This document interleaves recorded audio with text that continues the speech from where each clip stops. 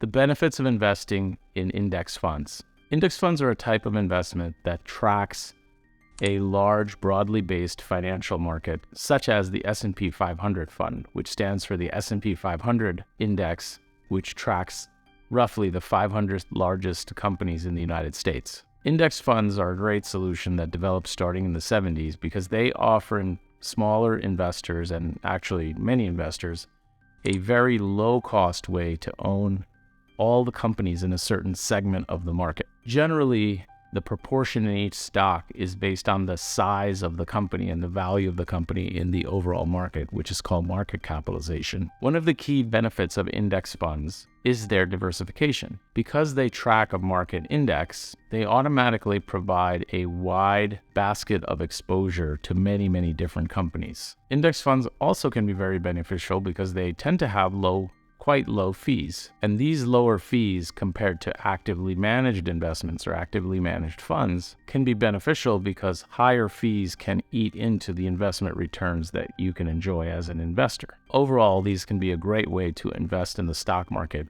and generate good returns that can help you enjoy freedom and overall wealth as time goes on if you take advantage of the power of investment compounding that can come from investing in the market over the long term.